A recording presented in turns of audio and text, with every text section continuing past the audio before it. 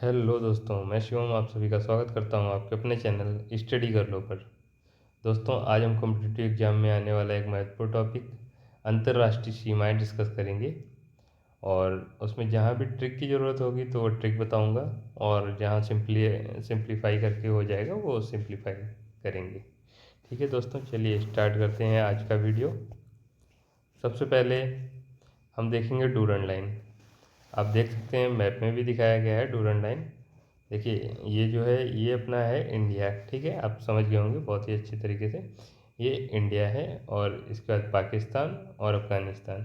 तो जो Durand line है आप सभी लोग अच्छे से जानते हैं। डूरन लाइन यहाँ पे दिखाई गई है और ये मैप में देखिए आप, ये पाकिस्तान का पोर्शन है, ये पाकिस्तान है और ये अफ़गानिस्तान। और ये जो डिवाइडिंग लाइन है इसको ही क्या बोलते हैं, डूरन लाइन। ठीक है, इसको क्या बोलते हैं, डूरन लाइन। ओके, चलिए बहुत ही सिंपल है, आगे चलते हैं। और इसमें कुछ इम्पोर्टेंट फैक्ट जो है, इसको 1886 में सर मार्टिमर डूरन द्वारा निर्धारित किया गया था। 1886 में मार्टिमर, कभी कभी नाम भी पूछ लिया जाता है कि किसने निर्धारित किया है, और कभी कभी सन भी पूछ लेते हैं। तो आपको दोनों ही याद रखने, 1886 में मार्टिमर द्वारा निर्धारित किया गया है। ठीक है, चलिए आगे चलते हैं। नेक्स्ट इम्पॉर्टेंट लाइन है वो है मैकमोहन रेखा। आप सभी अच्छे से जानते होंगे मैकमोहन रेखा यानी कि चाइना। ओके, मैकमोहन रेखा ये देखिए आपको यहाँ पर दिखाई भी गई है मैप में, बहुत ही अच्छे तरीके से शो किया गया है मैकमोहन लाइन को। ठीक है, तो इंडिया और चाइना के बीच में मैकमोहन रेखा है। और मैकमोहन रेखा के बारे में जो इम्पोर्टेंट फैक्ट है, देखिए आपको लिख दिया है मैंने। 1120 किलोमीटर लंबी यह रेखा सर हेनरी मैकमोहन द्वारा निर्धारित की गई थी। तो सबसे मैंने किया यहाँ पर पॉइंट बन गया, अगर आपसे पूछ दिया जाएगा कि किसने निर्धारित की, तो हेनरी मैकमोहन। ओके, और अभी भी विवादित है, चीन इसे नहीं मानता है।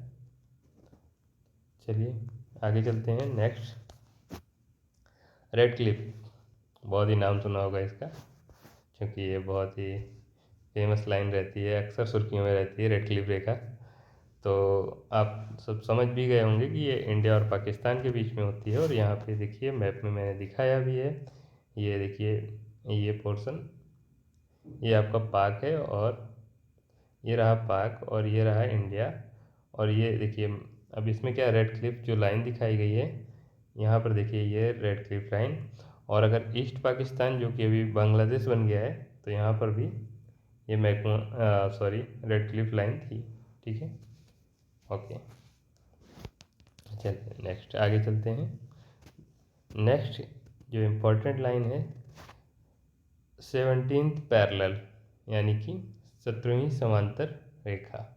ठीक है, और ये आपको देख सकते हैं यहाँ पर मैप में दिखाया गया है।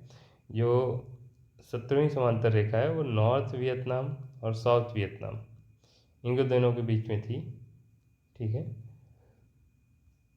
लेकिन जो अभी एकीकरण के बाद इसमें कोई रेखा का कोई मतलब नहीं रह गया है। पहले जब ये दोनों नॉर्थ वियतनाम और साउथ वियतनाम अलग हुआ करते थे, तब ये डिवाइडेशन लाइन कहलाई जाती थी, नॉर्थ वियतनाम और साउथ वियतनाम के लिए। तो चलिए ठीक है, नेक्स्ट आगे चलते हैं।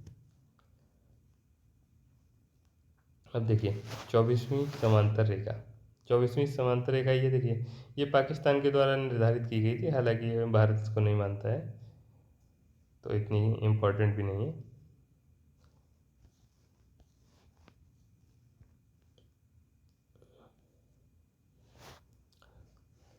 अब देखिए 38th पैरेलल की बात कर रहा है दोस्तों। तो आप देख सकते हैं ये आपका साउथ कोरिया। एक मिनट में दिखा देता हूँ आपको बहुत ही अच्छे तरीके से। ये देखिए, ये हो गया आपका नीचे का पोर्शन साउथ कोरिया, और ये नॉर्थ कोरिया। तो जो साउथ कोरिया और नॉर्थ कोरिया को डिवाइड करती है वो 38th पैरेलल करती है, 38th। ओके,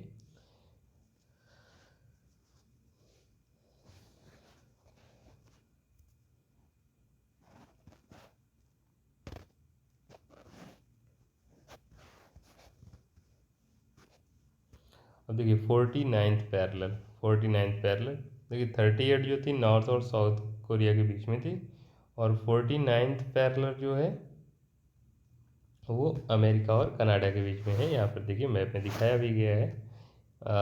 ये आपका जो है,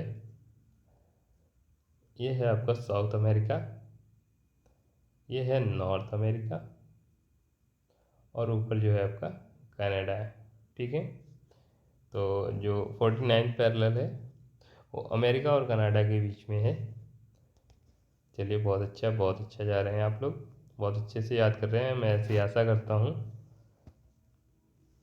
अब देखिए हिंडनबर्ग रेखा, अब यहाँ ये कहाँ पे है, जर्मनी और पोलैंड के बीच में। हिंडनबर्ग रेखा जो है वो जर्मनी और पोलैंड के, अब देखिए इसको याद करने के लिए हिंडनबर्ग, जैसे ही आप नाम सुनते हैं हिंडनबर्ग, तो बर्ग का बर्न पकड़ लीजिए। ठीक है, बर्ग का बर्न पकड़ लीजिए, और कोई चीज़ आप जलाते हैं तो या तो ज़मीन पे जलाएंगे, और ज़मीन को इंग्लिश में लैंड कहते हैं। ठीक है, तो ज़मीन से हो गया जर्मनी, ये देखिए आप देख सकते हैं, ज़मीन से हो गया जर्मनी, और लैंड से हो गया पोलैंड। ठीक है, कोई भी चीज़ अगर आप बर्न कर रहे हैं, तो जैसे आपने बर्न किया, कोई चीज़ जलाई, तो वो ज़मीन पे तो ही जलाएंगे ना, तो ज़मीन से जर्मनी और लैंड से पोलैंड। तो यहाँ पर आपने किया बर्न, और कंट्रीज आपको याद हो गए हैं, एक तो जर्मनी और एक पोलैंड। ये देखिए आपको दिखाए भी गए हैं, ये जर्मनी दिखाया गया है और इधर पोलैंड। ठीक है, और ये सारी इसकी सीमाएं दिखाई गई हैं, देखिए ये जो हैं ये सीमाएं हैं। ओके, चलिए नेक्स्ट चलते हैं आगे।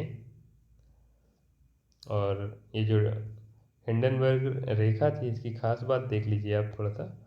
जो फर्स्ट वर्ल्ड वॉर हुआ था, तो जर्मनी की जो सेना थी यहीं से वापस लौटी थी फर्स्ट वर्ल्ड वॉर के टाइम पे।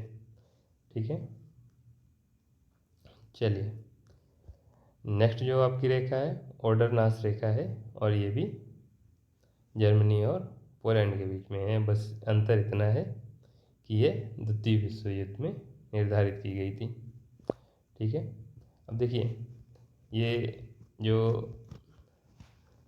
हिंडनबर्ग, बर्ग में मैंने आपको बताया था कि बर्न पकड़ना। देखिए बर्न पकड़ेंगे तो क्या है कि ये ओडरनास, अब कोई चीज़ बर्न करेंगे तो मतलब वो तो ख़राब हो जाएगी, नाश हो जाएगा, नाश इन द सेंस मतलब डिस्ट्रॉय हो जाएगी। वो तो आपको कोरिलेट करने के लिए बता रहा हूँ, ओडरनास भी जर्मनी और पोलैंड के बीच है। ठीक है, ओके। अब नेक्स्ट जो रेखा आ जाएगी आपकी मैगिनाट रेखा।